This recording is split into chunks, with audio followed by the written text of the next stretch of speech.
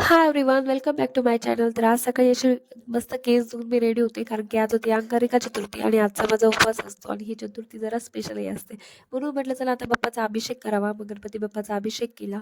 त्यानंतर मस्त गणपती बाप्पाला पूजा केली. त्याच्यामध्ये दुर्वा, फूल सगळं वाहिले आणि तसेच आज माझा उपवास असतो म्हणून म्हटलं शेंगदाणे भाजले, निवडले आणि त्यानंतर शेंगदाण्याचा कूट केला, मिरच्या चिरल्या, बटाटे चिरले आणि आता मग हे सर्व तयारी झाली म्हटल्यावर साबुदाणाच बनवणार आहे. तर मग साबुदाणा बनवला आणि साबुदाणा मला तर खूपच आवडतो. तुम्हाला पण आवडतो का? नक्कीच कमेंट करा. त्यानंतर आता मी आली होती चप्पल घेण्यासाठी आणि ही सगळी जी शॉपिंग चालू होती ती खास काही कुठे बाहेर जाण्यासाठी होती, जे की तुम्हाला नेक्स्ट व्हिडिओमध्ये समजेलच. आणि मग आता भरपूर काही चपला बघितल्या, काही आवडल्या, काही तर अजिबातच आवडल्या नाही.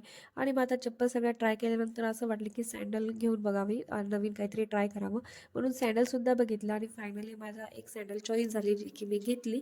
आणि त्यानंतर आज मंगळवारची चतुर्थी होती म्हणून मोदक बनवायला घेतले. तर मोदकसाठी मैदा भिजवला, तसेच मैदा भिजवल्यानंतर मी खोबरं किसून घेतलं, तसेच पिठी साखर तयार केली आणि हे दोन्ही मिश्रण तयार करून आता मोदक बनवायला घेतले. मोदकसाठी छान छोट्या छोट्या पुऱ्या लाटल्या आणि त्याच्यामध्ये सारण भरलं आणि अशा प्रकारे काही मी मोदक केलेले आहेत. सोबत सुद्धा मला हेल्प केली.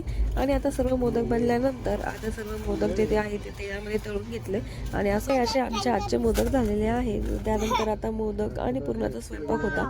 तर मस्त अशा प्रकारे केळीच्या पानावरती छान मोदक ठेवले, गणपती बाप्पाला नैवेद्य दाखवला आणि असं होतं आमचा आजचा दिवस. जर तुम्हाला हा व्हिडिओ आवडला असेल तर नक्कीच व्हिडिओ लाईक करा आणि चॅनलवरती पहिल्यांदा व्हिडिओ बघत असेल तर चॅनलला सबस्क्राईब करा.